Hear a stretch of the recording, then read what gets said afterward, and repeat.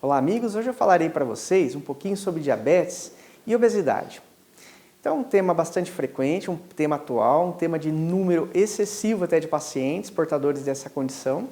e que acaba se tendo uma correlação direta. Inclusive se propõe hoje o termo diabesidade, ou seja, a associação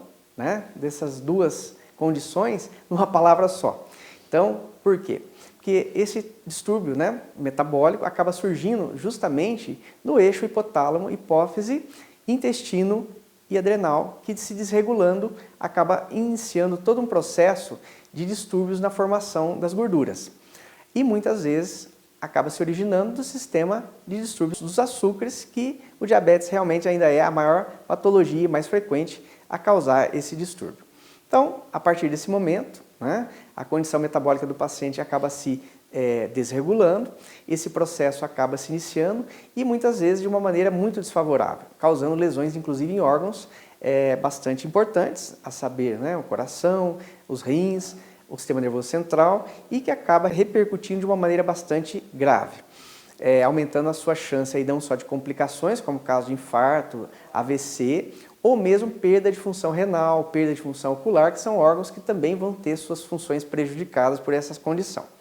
A obesidade, de uma maneira geral, hoje é encarada como uma doença bastante complexa, não é uma doença só de você só ingerir muitas calorias, mas muitas vezes está associada a toda uma desregulação do sistema neuroendócrino. Então, assim sendo, a gente tem que ter uma abordagem muito ampla do nosso paciente, hoje nos valendo então não só das medidas nutricionais, das medidas de atividade física, mas também de um recurso muito amplo de medicações que se prestam a reorganizar o sistema metabólico. Então nós evoluímos muito nos últimos anos,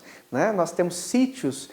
dentro do sistema metabólico que nós nunca poderíamos ter atingido antes, hoje nós conseguimos atingir com medicações, inclusive melhorando o manejo, o controle da diabetes propriamente dito e também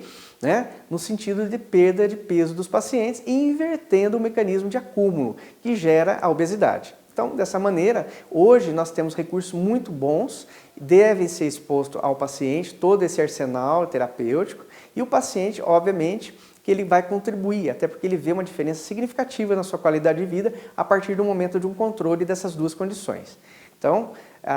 são condições de saúde pública hoje, até porque o número de pessoas portadoras dessas patologias é incalculável praticamente, e que a gente acaba tendo uma necessidade fundamental de tanto melhorar a qualidade de vida do próprio paciente, como a repercussão social dessas patologias, até porque o custo dessas patologias para a sociedade é muito alto, até porque causa invalidez e também causa, às vezes, óbitos, mortes. Aqui a gente ressalva também a perda de pessoas em faixa etária ativa, produtiva com essas doenças. Então é importante a gente salientar aqui que tudo que se faça hoje com esse recurso terapêutico disponível é muito importante para os nossos pacientes do dia a dia. Então, expor essa situação ao paciente,